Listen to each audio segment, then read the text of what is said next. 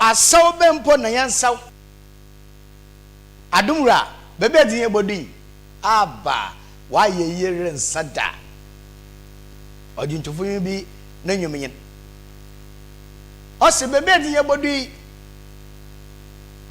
ewade yen so na wa ye yere nsada nyawo de mabrini wa ye yere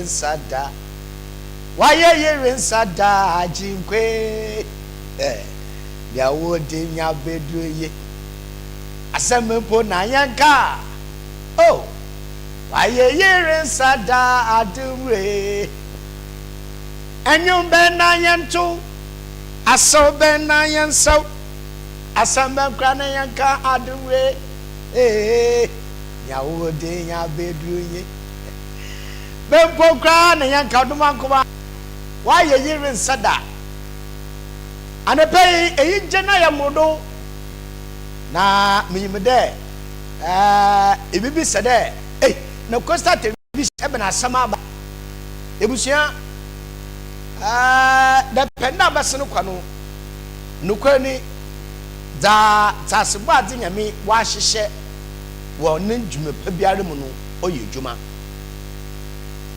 usande nyame ne dwuma biara oriyen waka na aya obede onam de waka de zaye ane hakuchia nti dudu na susu de sakuchia no wosoro da na onu nyenye ne biala usan na wono wa dide obaye de no wodi wonwebu hu da yere enti nyenye ne biala ne mom ye kwaso oso yankopɔ na bo hu da ye na wetua ho kaw ebusia no kwasebo me da maria ye rekɔ yere bayina no yimpa soro hwehim yes yimpa soro hwehim dwuma yere di ye ne bra yere bɔ mo soyin obaka mo soyin so obaka na anepei mo fast da ma oye tase ba de nyame na daworma enda so ode nkwana won na che fresh Monday and the last Monday of the week another of this month ejodo de wieyi wo bosuma ye wo mi sanda bosumi ne jodo o de wieyi ni na ta ye wo ne de kana na anum nti ndei joda brother ukuda ye oda ifida bokwan ne ye de bosumi so da kwa wieyi ye kesa bosom fofrase no na Costa television yenda se aya sonko yenyije aya modo enyije na aya modo enda se no reyati koson ebushafo ma say ye the party ya me ase won pempedo din yebra no na ne pay mo akwaba mo atena ase mo fa wo mro ye Costa television Imre de Getania 514. Channel 54 you go TV do. Channel 22 is St. Edward ni St. Augustine one the guitar boxing. Ebusia Facebook or live CCR o dem soko. YouTube su dem soko de ya. Enti anepe bebe ahwe yifi bia. Central focus. Yamina na daworma na pepedi yodin ebudu na judo de wieyi wo busumi no mu no na ye hye wo oye center focus wo Costa television dey ebusia nkomo ho yes nkomo ho na ye beti da mo nkomo no so ono anye de awu ansa na mo fa seda ma edwumoku a wa ye ho no pe no na adom na no pe bia wo hwe nasen na yeti dwumedi yeti bro nti mo fa seda ma oye king of the universe the king corn wa bede materials ye fa seda bio ye fa ma oye the gift shop ɔsi twaze na kyaade aseden bi so yɛmfa ma ɔyɛ NPA National Petroleum Authority ɔsi use gas na gas de ɔyɛ affordable nti ebusuafo edwuma kuwi wɔn adaworo ma na wɔsɔ yi n'asɛm na mɔfa aseden so bi a wɔmfa ma ɔyɛ finger licking fast food and catering services but that's it. Finger licking fast food and catering services wɔn nso wɔn adaworo ma asena bi ɔnkɔmɔ hɔ ebusua mama nkyɛ aseden bi ɔsɛ mɔfa kɔm aseden bi so ma ɔyɛ King Queen restaurant and pub restaurant and pub wɔn nso aseden bi ɔnkɔmɔ hɔ papaapa ɛdɛ ho n'ase wɔahoɔden a wɔde sɔ yi n'ase ebusua echi anepei mamumbu buen nkɔmɔ a yɛbɛdi ne ndɛ yoda anepei no do enyim dɛ dano memenda abasinu kwei Osabarma Royals Award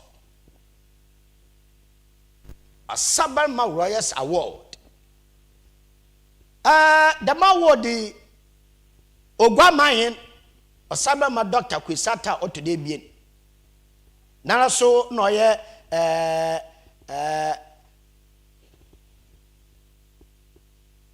oye council member madasi council of state member nti honorable abakane dinu yes council of state member fiti baya infi baya esiadu question na wa shase de wɔlobɔ hɔn a wɔyɛ adwuma wɔ Cape Coast di ifi gwai ana infi gwai adwuma no wa gwai ana sumpo ifi baby na ebubu ewadwu gwai ere yɛ adwuma gwai hankotede na ta elboa igwai no puntu na ne kanko nti wo hyehyɛ dem award sonkwa a ɔte dem na ne mpenesia na dano memende wɔyɛ na bakade Coastal Television da ye nyina no bakade mpeyifo renhwe ebusua mpeyifo renhwe no huhu ndwuma pa Coastal Television yeledi into the 6th edition wo oye Osabarma Royal Award no Coastal Television na yaji Media House of the Year ebusua monsem Media House of the Year Coastal Television ntina ne pay na America che ode wasi ya akuche wo suru nti meye beye biala no ye ni biala sia ma nye ni biala yes yero hu ye mo wa ho diri butuma obo so yimpanyi na nkomokore ekosa echi wa manyi je na ya mbodo kra Cape Coast mysterious abonto ebusia dras wo oye Division 1 League Access Bank Division 1 League na crucial match between oye Ashanti Gold and Ice Gold 04 eno oye abonto ebusia dras wo oye Cape Coast another na Ice Gold ahon the top watching ebusia dras 1 point na ebusia dras wada second na there match no de busuado aso ba no mejo kumbaka na asam compulsory by force or that was when win the match no wutum na with the first simply because as go do crowd or when no bon wo ase no wo bo goalless draw it's not there compulsory by force or there it was so that we win the match no amparampara under the 2 goals we should ask boy nti memenda kwesida de eyigem Cape Coast de another obia tonado obakara nda obaka obia ye ne bo hwem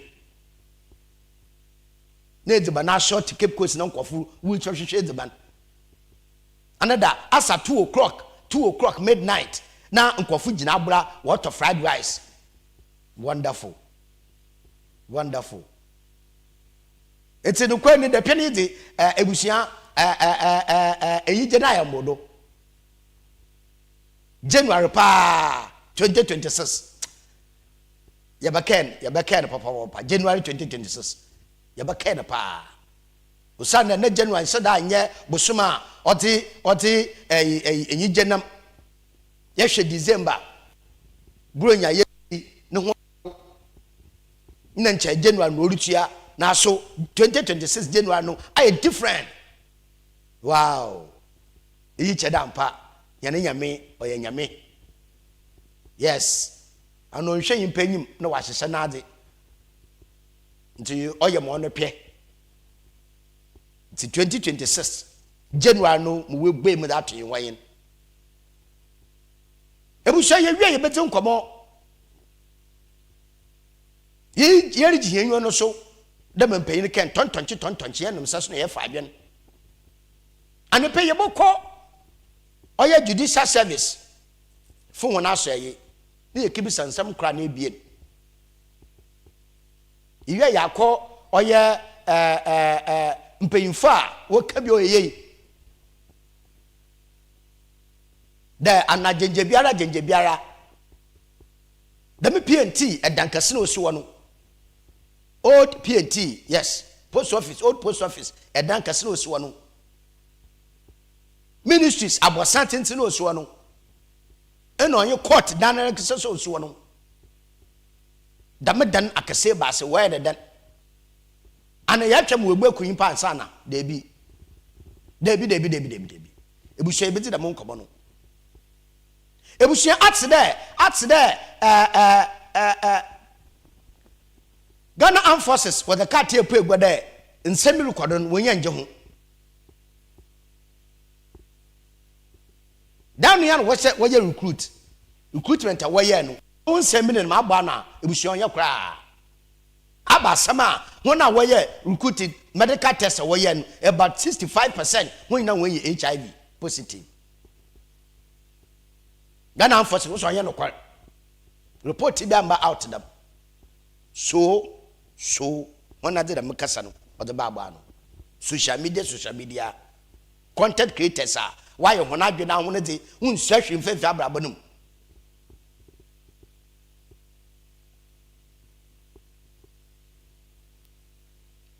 enti ebusia nkomo ya ne pe ye bedini na enti mama you won share fi oye the award winners another award winner best media house of the year ASORBA Mess Royals Award best media house of the year Coastal Television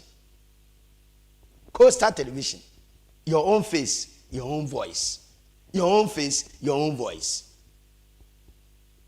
world of endless possibilities Coastal Television ebusia it's a manyo ko oye ASORBA Mess Palace another means the palace but that's it na yankwohwe award a okrodo da no memende the Coastal Television ya mina domara da yeri ye biara yenyim de ya de somo man Ghana no so no mpanyimfo worehwe nti wo da bosobado sonko wo da Coastal Television de ya the media house wo kepo sa wo do so pa na so Coastal Television na ye number 1 was 6th edition ebusamen sa bi mo nsa wadaje yanko hwe da okrodo wo da no memenda award na ase means at the palace. Yeah. Hey, Ayazi, are you cool? That's what I'll do it myself. Please. Most of the events I've been, I mean, let's go back into an introspection or retrospection rather, into 2025. The Fire Service Regimental Band, Afasho, Chada Fre. Oh, they are always well represented. This morning, Fire Regimental Band receives the performing at national and cultural functions honor. So they do it beautifully at all functions. Fire Regimental Band. Can we show some love? Let's give it up for them. This morning we've been graced by their melodious and patriotic songs and melodies, and I think they have more for us in store. Representing the RFO herself is Madam Opoku, on behalf of the Fire Regimental Band. Congratulations. We have Madam Blessed Lord in the house, who has been an instrumental person in this Fire Regimental Band at every occasion. If we have the media here, I know of course we do have the media. Please, I'm giving you a woman to profile. You need to profile this woman. She has a lot to say. She has a lot to say. And for me, I have booked her for my media house this week. Let's know her story. She is the founder of the Regimental Band and has a lot of years doing this for Cape Coast and bringing on a lot of talent to serve. Mommy, are you cool? Congratulations. She says she's not done. Okay.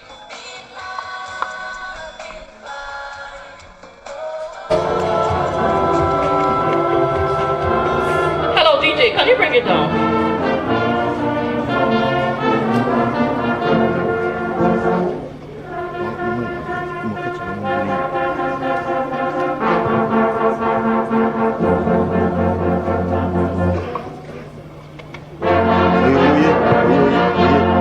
Okay, I'm told the song says you should listen. Somebody is knocking at your door. So if I said knocking at our doors, that we should listen. So just enjoy the instrumental of the song, listen, because they are knocking at our doors.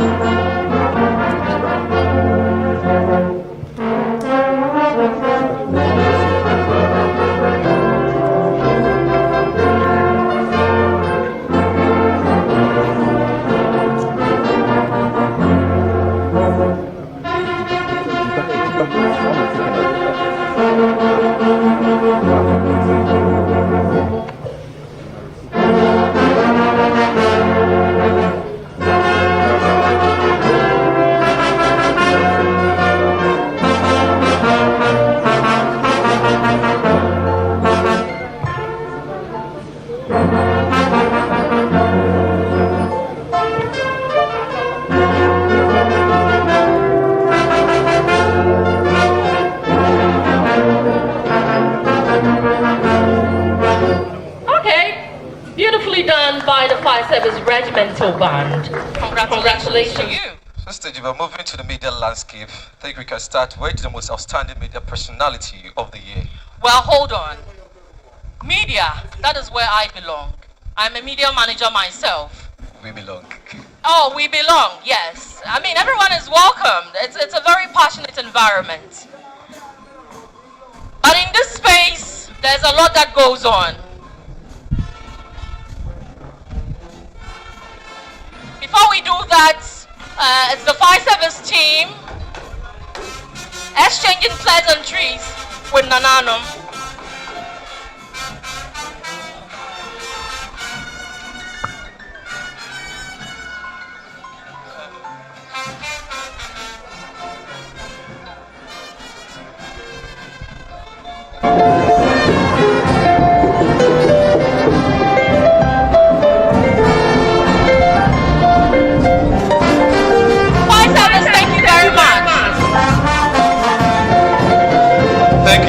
Central Regional Fire Regimental Band. We felt the presence so well, very much acknowledged.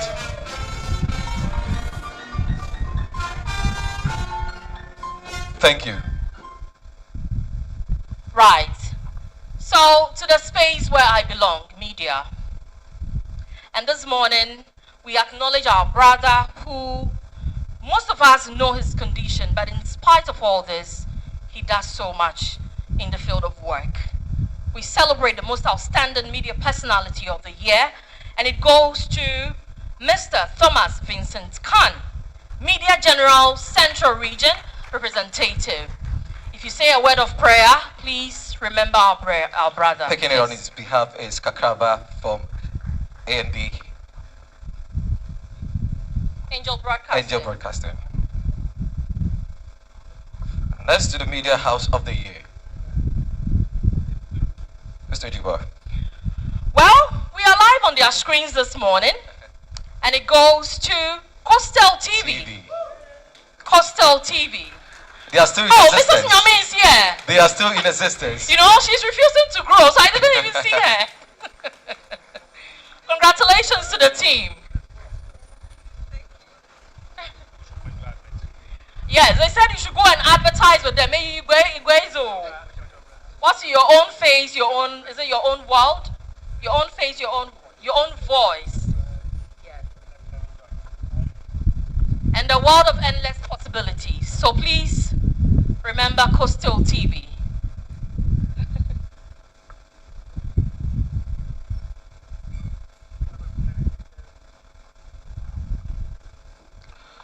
Not forgetting the longest serving sport personality in Cape Coast.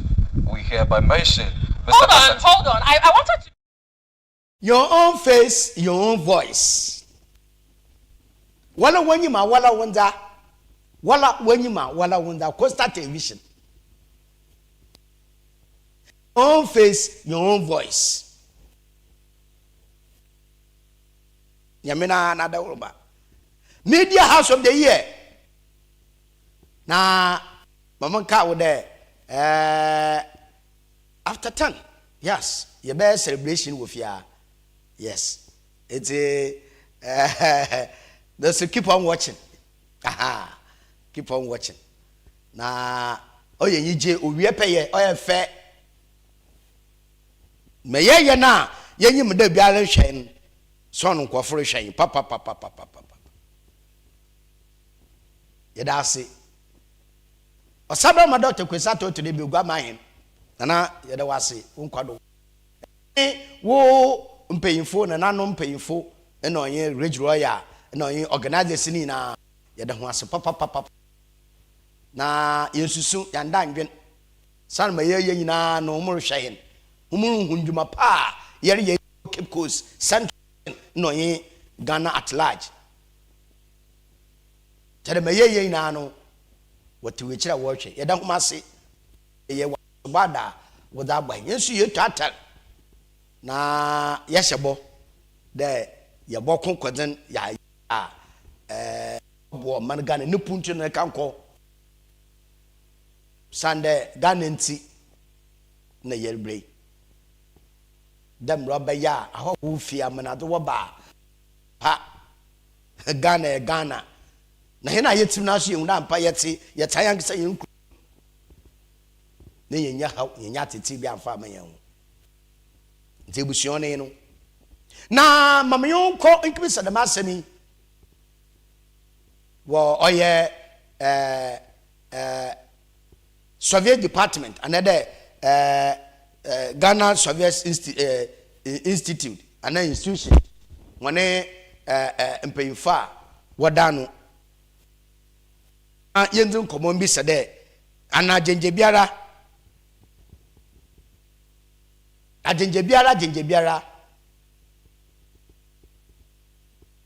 hom kabia oye ana o kabia onye asemisa hom kabia oye ana o kabia onye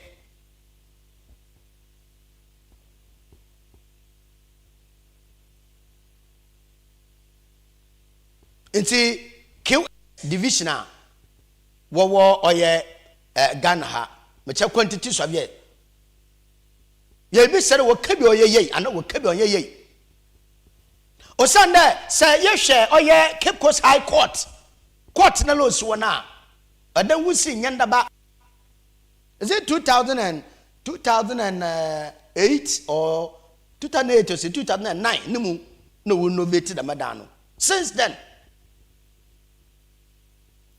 Dani na papa cracks p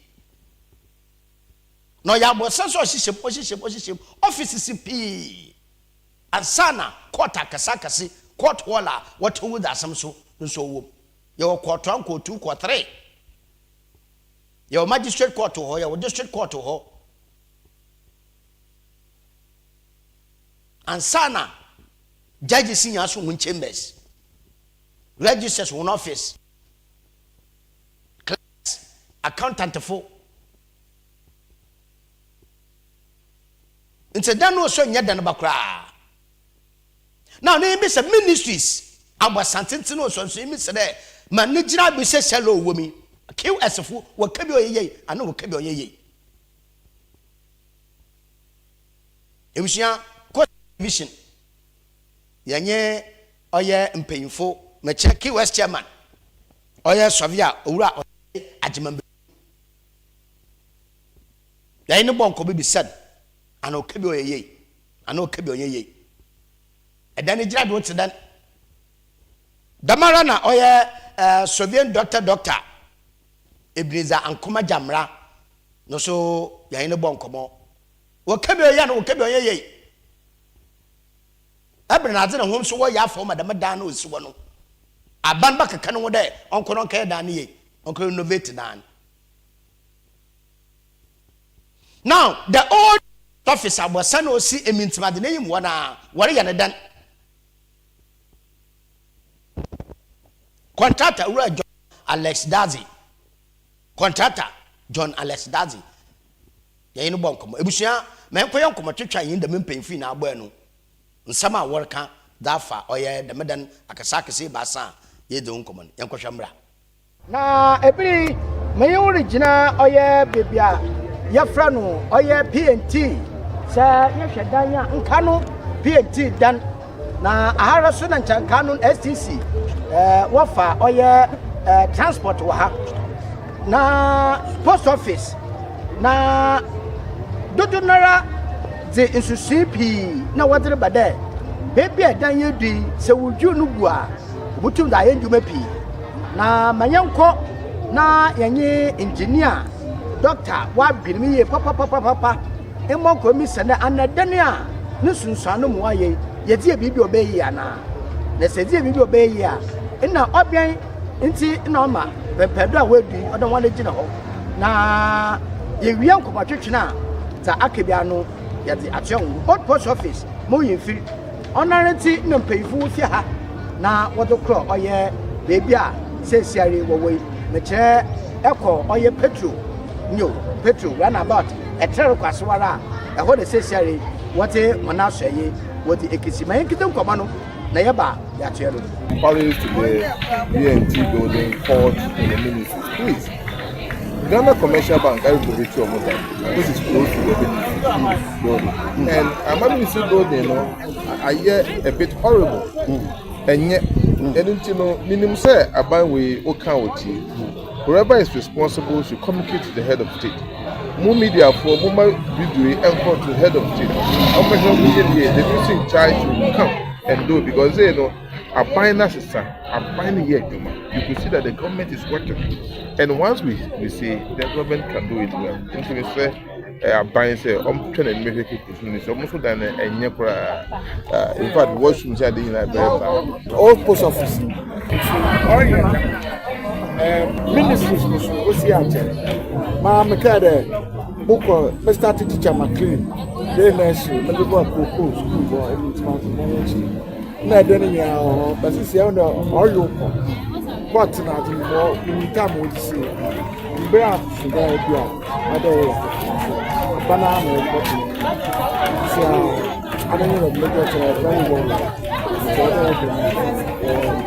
na mini ma ti di sha se for na na go so post office ya so si administration ni botum as I able to pay your dream phone.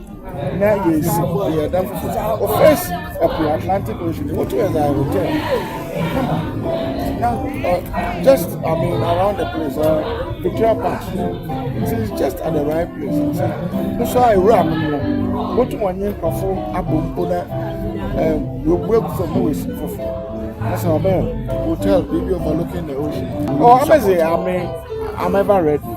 No, run so you want to because if you my express interest, I go to a customer, engineer Dr. Jamra Wakan 9 PhD no sway. The two be papa you Sunday, extra, I recommend to the palace. Now, South to the Mada. no to test out that to say no baby at the Saturday corner. A horror no coastal television. Yabegina na yensu ya hoten no. E da support there. Sempe fi bibi ohun no be ye ya. One bre na mo bo mo yin fi the coastal television. Or your media house. Yes, the best media house of the year. 2024-2025. ASORBA Royals Award. Otimina Obadono. Yan na yadi mo ifi kosa television so oso wolo wanyima wala wenza. Yo ebusiafo mamu akwa ba mo atena sembre coastal television do. De geta ni ya 514. Channel 54 you go TV do. Channel 22 you Sentogas na Sentogas St. Edward one de geta box no. Na Facebook ya live na YouTube so live. Every mijina oye emintimade Palace ne West End ana enye bakandam ana East End. Na mijina baby a mijina yin sa ekoyenyima yerukọ oye Chapel Square meche Methodist West Methodist Cathedral. Yene yin fe ene bem kumi ye oye nkanu PNT wona bread na haso na nchankano oye STC wafa bus fi me yin fe oye court edan kasa with asem wom henachi apuya no de hwe na eteponala na Cape Coast Castle osimpano wana na every yanyi me pe woyini be nkomodo oye the born of 1844 ansana omanaga ne yabadi hu the member ne kan Gold Coast the medani ono na was sign the bond no wom ne fifiri pe nti bebe megina yi na ta abede nkwanta afaha erekwa ha na every asembisa ye be saying there on cheri bia na wo gwa mensiri mi insubitai ma asem kesisi a nyimpa hwe wono nkwa wo ye edana agogo na mpempere be megina yi sa amayi tedu na hwani benkuma PNT dan yo siwe ibi nka ncho da dan wa agogo anada dan na moayen odo wujugu dama na hwe yin sen fanya oyo court nan America say ya wulita sen wom ten na so hwe kwana edan nankasa anagina bi edan nankasa wom ebusia yanye ayo quantity sobia ana quantity sobias woni pay no dan wo man Ghana yene botocho nkoma na ebi sande ana edan yankasa osiwe ne gina bi otedan court na ya osiwe ne gina bi otedan ana obi ye zaman fidu bia ode ne ma na so ntena ma no no bia no ode yeye mayenko ne yenye quantity sobia mpanyfo kwachefu pay no ada ne yen monkomo na do bi frum popo no yin na yente it can meda sabremana there we who there ayeso so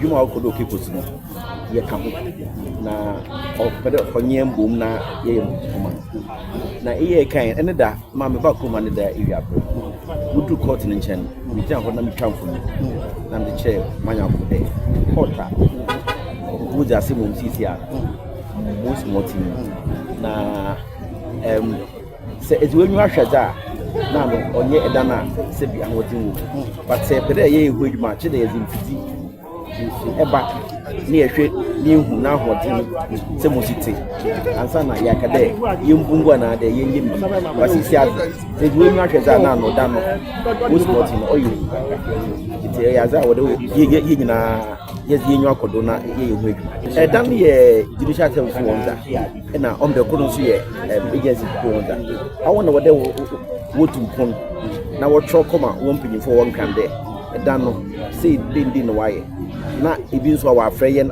a yimu adwuma na ya behwe na afi ya ehu adwuma za kama aban ama wuji ehwe environment na edu materials aba it is a sidan wo mpoano a you dey see effect no do it select materials over to withstand the test of time it is a day ba won sisi a ye behwe materials over to da yi twuma wo dem fuya na bia wo twuma wo sinzi na materials ye okay but was stand the test of time there. It's been here for a long time. It's now what's in our book for my. And then we are always there 1,500 years piano. Do they are not according to Kofi. It's on your material per se, but oh yeah, chair watcher in a while. Honestly, and I have me say, me type of court as an engineer. Now I think say the court needs a lot of innovations. It's a monumental court. It becomes a first court in West Africa, first court in Ghana.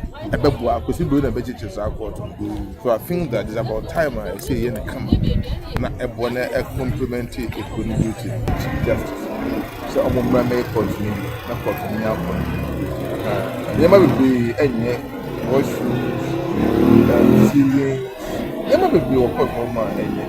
Meanwhile, the people working there too are very good. You know, the judges are very noble people. Me can say, yeah, I can but judges they need sound mind to give good judgment. And for that matter, the environment should be so wonderful, so nice. And since they are also closer to the palace of people, very, very, very unique. Ghana have got people near closer to the palace. You say, I'm buying buffet, no, you What's your done why? Then we'll see. So each other, then be our watcher, that is something. Now, your maintenance.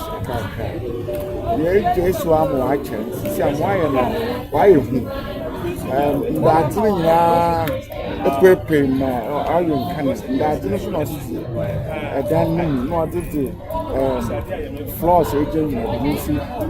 Obey and Chayan Tobana judicial service for one far crater, one for corner abandoned catacomb.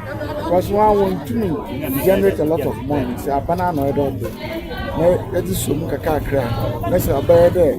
The boy just asked to open a kiss for Frank.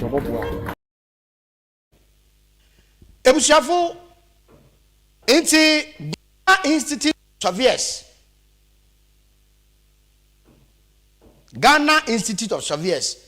When painful, Macha Q. Oh yeah, chairman or down Ura, and a surveyor or say oh no, Minche Muka Crown and no shooting. Yes, there ain't no bomb common. Damara so no yeah, surveyor doctor Ebenezer Ankoma Jamra. Ono so na ose oye dark damara na so onkoma oye contractor ura ex dazi wonyina oye Ghana Institute of Survey mpemfui na yen obo nkomo ye da kuma ase na busheten sama waka eno oche da court nan na post office danda da won eno onye ministry se dana ye kan wasam no oye de no de impempenya abandene we kwa ho yes ole impempenya abandene we kwa ho nyede ye twem asem sansana ya se obey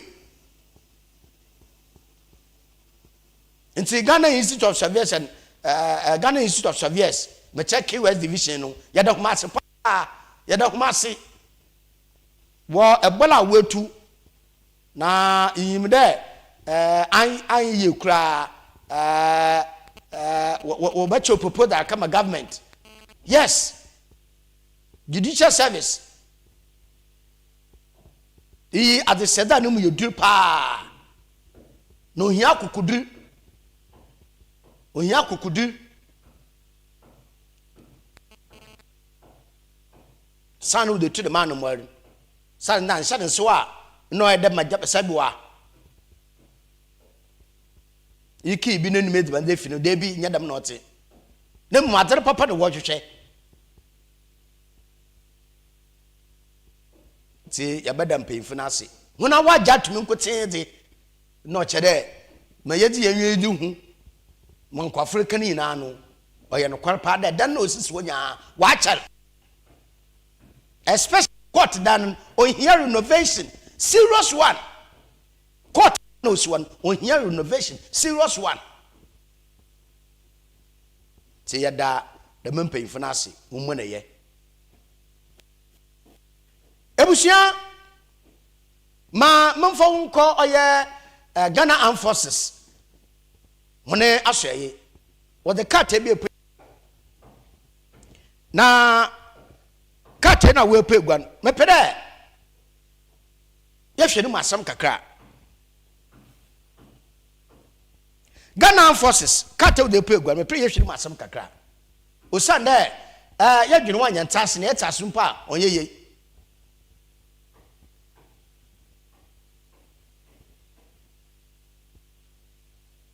Ghana Armed Forces cat kwanchafu pay na nsashasi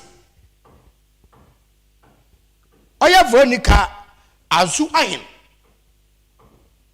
oya captain Ghana Navy on oya acting director general public relations to them all na aba sama ba that mean oya recruitment nansa no be recruitment japan ni msame pi wetisi KOFI wa hwe won kwa enti asin na chi woye recruitment papa mo gbe mu toro fa kwafo medical examination na oye secret thing na ompe agba no Seshari eko social media Facebook, YouTube, Instagram no keka mbobo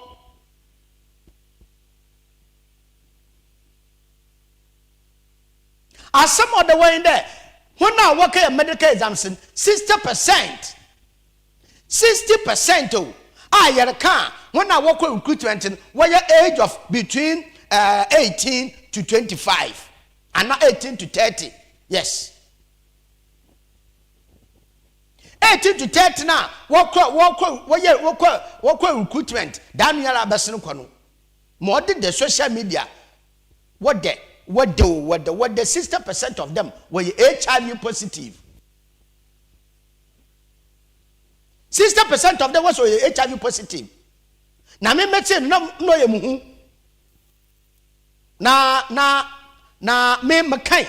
Yes, na me kan siribo. Me blame me oye Ghana Armed Forces na how. Why don't want them report what about no? Not thrown in there. In your Ghana Armed Forces no what them reporting. What about Bano? No, in the Ghana Armed Forces, no, what them reporting what about Bano? Because so your phone, Ablabo Morty, him so your phone, Morty. The car examination reporting or your confidential.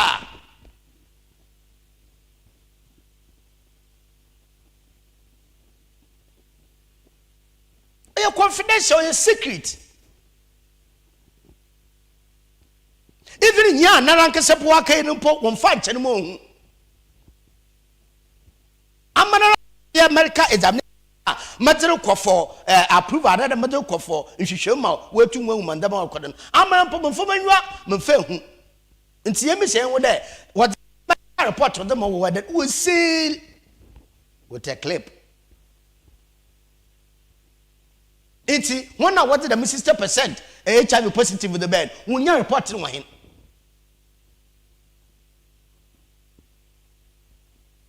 When you reporting wine, and if positively, say when you the report with baby, then asama Ghana Armed Forces letter with Abano. Your boo which you dump. No, Obialo says somebody behind they should fish them out. What you shall want? No, you're in Guasi, or you're in Guasi, or you fell on some for Ghana. They search news in Bababano. On some for Ghana. Oh, in Guasi. Oh, in Guasi. The military, why recruitment? Why recruitment in a way? Or medical examination, medical report by 60% of them were HIV positive. And now, so you for ban a work. Yay, it is 60% of Buffalo and 1 for 1. So, I know quite. Anya no kwar report bi amba agba no report bia amba agba no nto so defo asam yen won letter wo the bed mo tin report bia anya agba no nti bosem ka ne binom why the madam nti ewuraba ne sese kate yase oye captain Ghana Navy Veronica Azu Ahin onu ne sese kate na ase no richire me de onye no kwar medical report bi amba agba no na medical report wala pu awala na nkesa ke nipo intum mgbedu na ahwe jide epenkwa anukum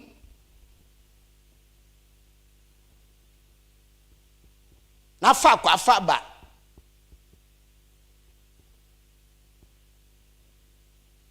batikaka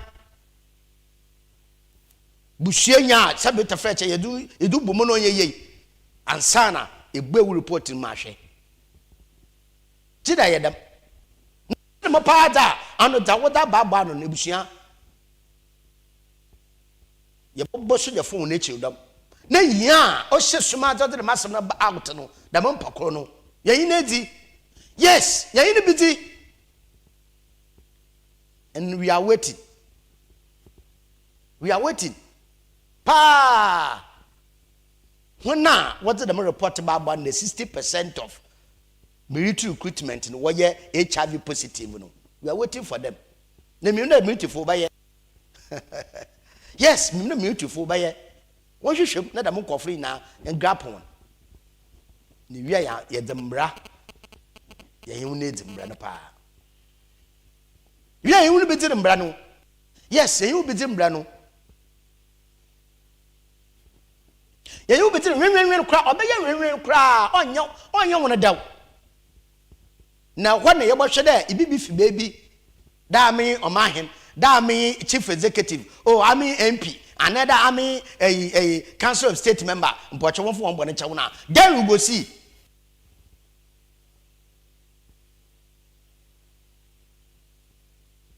so oy na ye yado na ha ye nshida fo ye untu ata yare no yiri goma na yima sana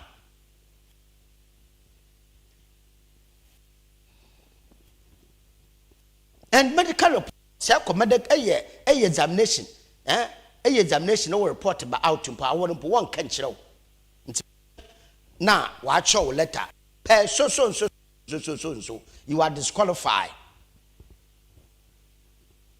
or you are not qualified to go to training tetetia wo do letter mo eko ati wo baby ngino ho nti wi a then why your recommendation among that reporter one way no you need to go to medical checkup when you were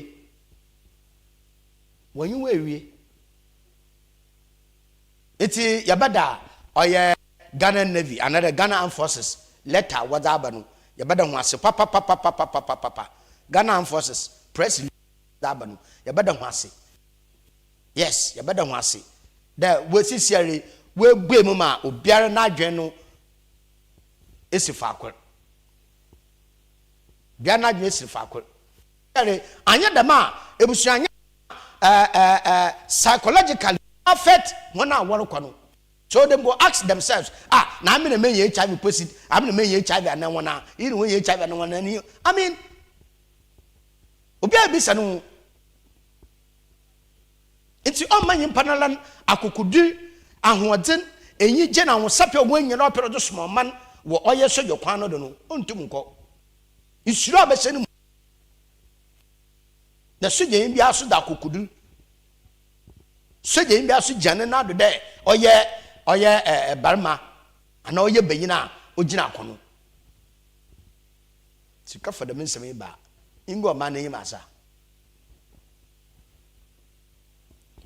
Ebusia me berne yabe na anepei ma echi momfa oye agudum nsam kakra momfa mrew na monkamfo mfa mo de anada Cape Coast Mysterious abontia ebusia dwarfs wo magwai party ni umegwai party another or yet dead doko baby abefe bia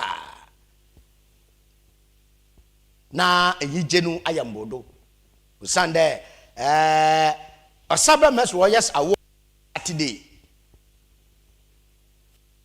nti yana nyame adom me yinya odini bi like Coastal Television yinya media house of the year no kire eyi jenu oho nti na ya hwe kwan da abontra bocha do house o ma yi je na wi yes o ma party na wi peye rampala ni nuanyam amparampo ni nuanyam pa what the boy is shadow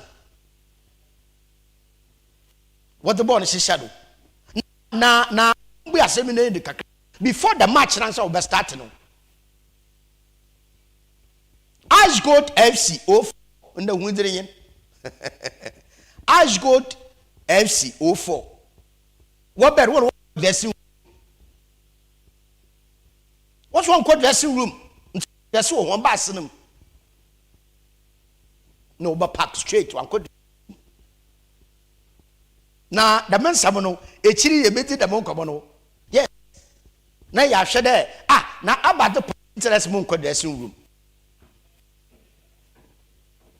but I don't know you find to until at the end of the day at the end of the match you know na aboncha bushendo do house wash Ash Gold FC 04 wash 2-0 2 goals 1 penalty no 1 clear goal odu baby pon na busuan na maybe ya gangran kwofo ntase na wo menye kona go no fight obey na ho sapi wa nkwofo wudi nya hwe bi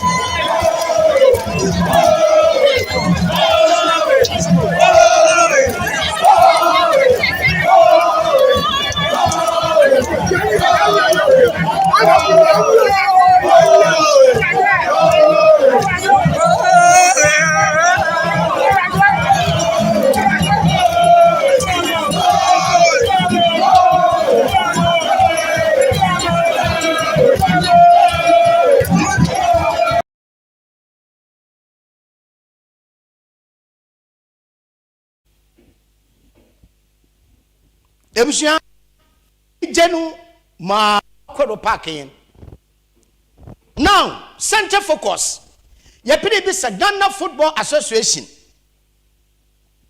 asam Caribbean and pay there look at the population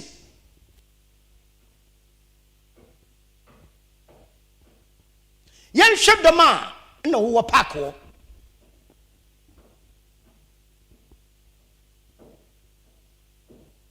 yen hwɛ dem a another wo park wo just look at this na say division 1 league team or match madam domi wo kwa park in such huge spectators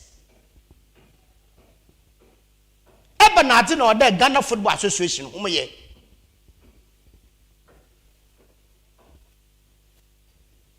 Ghana Football Association Shadoma another Wakwa Park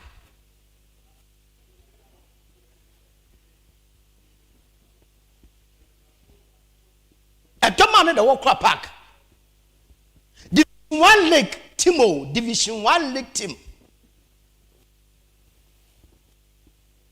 na said the mitimi okita huge spectators hot them na said the team in Bobora. Team ye team other woman or the Otna Division 1 ana. Ghana Football Association. Ghana Football Association. One loss one blame in football loss what can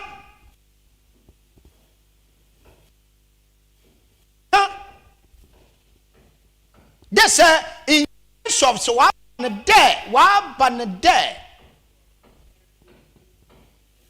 she baby boy name me da and the baby will consider what your supporters say a football team Ada will consider part of supporters. Team no supporters population ya him. So until the FIFA World Cup no Africa Cup of Nations won't protect a country all hosting.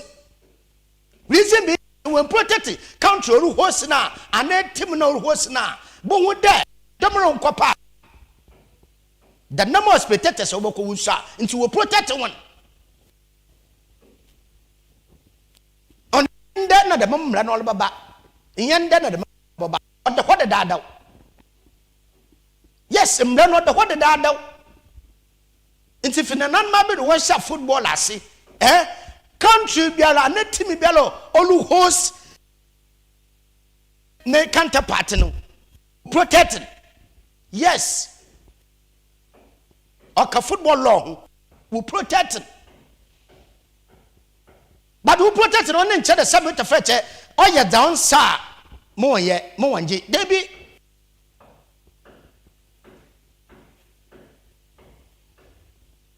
the abyss there and Cape Coast mysterious abonche with drops who protect no ye and no protect no ye. Ghana Football Association question no common one.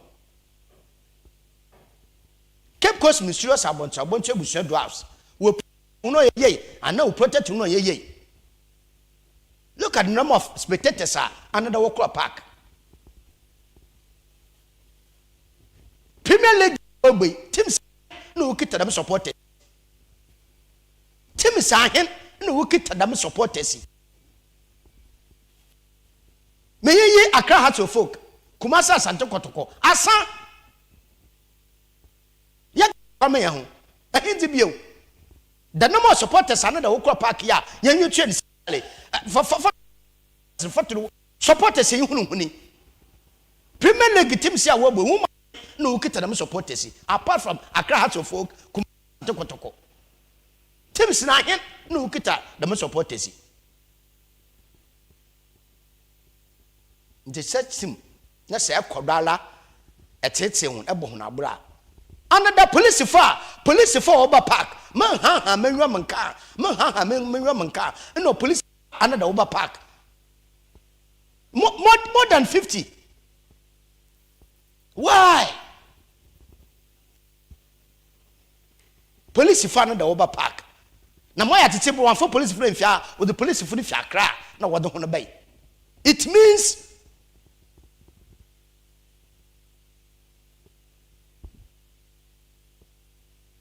Ghana Football Association. Ebusa me be na ebe na yete dem asem bi sene mo ho. Yes. Odo odwum bibia odo Ghana Football Association wokeka won na wo hyehyɛ ndama na wo mo man Ghana hen football edaw owie yije. Yes. Eti yabada oye management a wada ebusa do house ano yabada ho ase. Another man nice performance no kwani boys no ball ti the boys nya so ase yenda officials so ase Ice Gold FC 04 yenda ho so ase usande anda ho so comport won ho hunda mpa sabi wa team na yere bobo sabi yembo hockey nti won so one pass odaw kwan mu kwa ma de na ti yɛda ho nyina ase ebusua me be na ayabe me be no ayabe be no kɔ nti mamfa aseda sonko Mfama oye dessert gift shop. Dessert gift shop. But awo mamumfa oye do boka tia bakansa kra na ebi yo mfa ntum na yahwe da do boka tia bakansa anepe no da owom no yamfa no so yamfa mbraw osande kate no mu nsam bi wo ha ode eja hunkomo yedi hunkomo papa eti anepe do boka tia yamfa daily graphic yamfa nshase na daily graphic na yim ho ena amampen chontra mani mahama ena onye nsudafo woni pen acting defense minister honorable Atoba Forson ena onye owura Mustafa no MP no so waka na defense director na so down wo twa homam na man pay John the man Mahama akasen bi also pay 1 billion to retired soldiers. Its integrity arrears under CI 129. Asojafo wonen hyehyai no won bambo won bibia no ode fe nso man pay John the man Mahama aka won sika bi o won arrears mo ntua ma won nti wa ma direction no fe da ma on do boka te daily graphic and pay odi botugwa no na graphic business da sembe aboto a Republic Bank say bakia waka bank ebie na ne ba se bi bom ma ebinya oya Republic Bank na say Republic Bank no wa step out wo ye mortgage financing man de boka ta ne pe no so oda botugwa ebusia Ghana yane football across say origin ma World Cup here yebokwe yenwe sanade obokwa akajeja omarga na esi wo mahen so is that kwechi on samanyo na graphic sports is the picture ba also unbelievable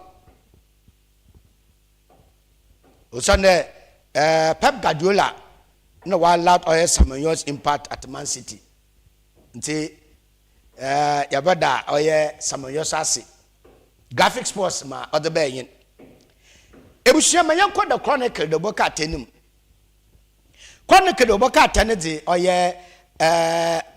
NPP wone election oboko no weekend odene munsam abotugwa na osi NPP primary Baumia's victory inside pool suggest nti damna nkofureka ebinum anwura why push binum ko Facebook ebinum ko TikTok do na double 5 in one win nti bia one kakaka wunya no wasi Dr. Alhaji Mahmoud Bawumia na obunwin na bambo edmayefo mutesojafo akachi oye opeyin bia okita oye GHS wana call na wabonwi matwem odoro ko watching iti no so no munsam no abaye piso nti yabada voter police force na ehu da orokodo ebusia manyanko oye Republic Press do bokate no Republic Press ose Bawumia Ken Trenton MPP coalition iti na bukofa bieni mpemfa bie na MPP amanye kokoto aban homokwer na wodanwe susu de wobedi nkwanyim homokwer nti ode mfanyin no ode aba na Brenna champion na wanwon damo nkwafo bie wo oye MPP amanye konum na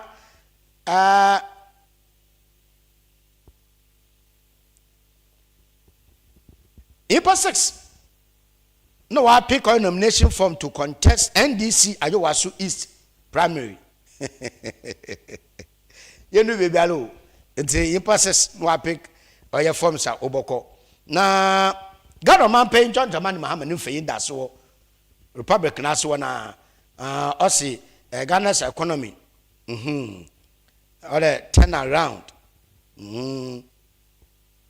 nti we exceed all your expectations o man paying John Dramani Mahama asama no so or the aba abotu igwayin ebusia member na ya be na so ma monfa de oboka tai kura na ebie na wa aka no so monfa ntua wodo na yenko yenenyim the new trust the oboka tenede mfanyin bi aba honorable Kennedy Japan is MPP strongest contestant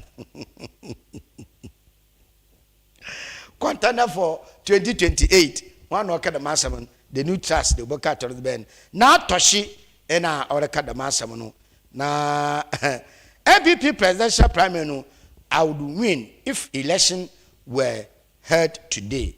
Dr. Educhum declares. Hey, Doctor number 4. What's Sunday ya? What to abana? Dr. Educhum le on obedient numunquim. Ibusia Medoboka tened the bain. The national voice, the Boka tened the Mfainaba, Dr. Ladman would by men fain them. Ura Kenufurata fain them. Ghana Osama bin Laden.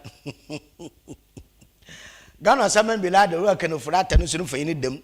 Na mo kan no se ba umia dominate early MPP race into the na the national voice the Boka ten so oraka.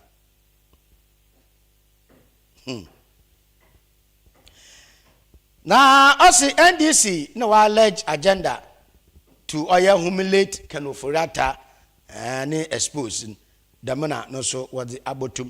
We be na champ no fe ni dem no so osi aba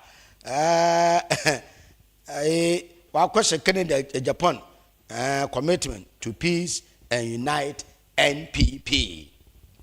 Daily satellite the Boka ten no the momodo na daily satellite the Boka ten no da aba or the jobbing municipal assembly na won feyin or the chief executive no feyin da aboto na worship and boko Dr. Alajima Mbamia no so no feyin da oye the daily satellite nenyim na Moroccan Baumia represent safety in on unity for NPP the mana no so what the aba abotugwa sports gobra no so aba na mamuko daily statement mudubowie daily statement Bank of Ghana no wa just oye media to support economy stability effort international media where you have for me Asante Mantom NPP ina what ura Brian na champ nechi papa ntebe me nda ba boko kotonzi onye jeje onu mu de wenye vote kwad na ya Asante Mantoma ti ura champion no so jeja wada hye mu yin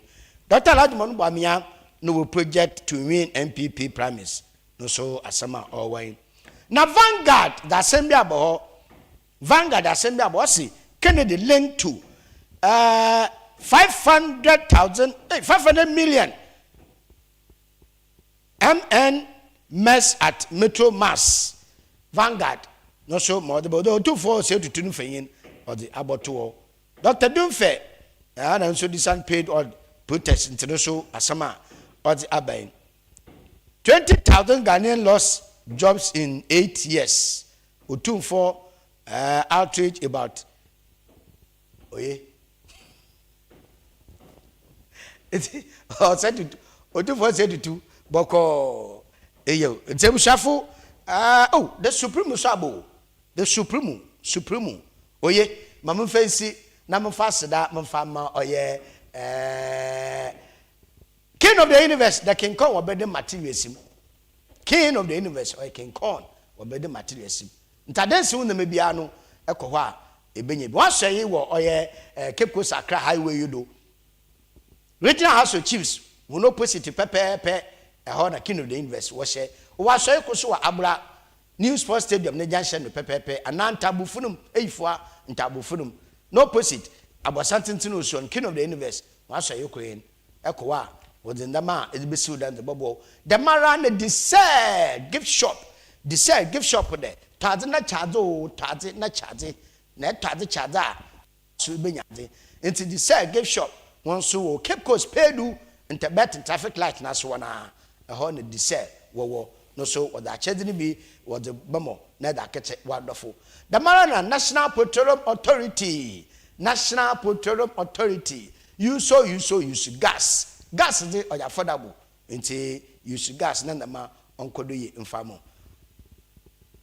asidel bi so nkoma finger link fast food and catering services edibampade ona finger link fast food and catering services wo anka for school junction no do ana school park junction no do no so odiba no bosom where delivery into form baby e from na obajo do na hihye bia no wonye waye ebusia eduma ma na ne pay ahwade na kase mo yefi the media house of the year Coastal Television wala wonyima wala wonda asere mi nkoma breje eje abu eduma aso all the same no ya wish or speedy recovery osande sunsun no pie na honam ne yam sunsun pie na honam ne yam mira ite eje adope echi oso kokra ite busia ba from kitikeku ASORBA KOFI ESSUMAN wacho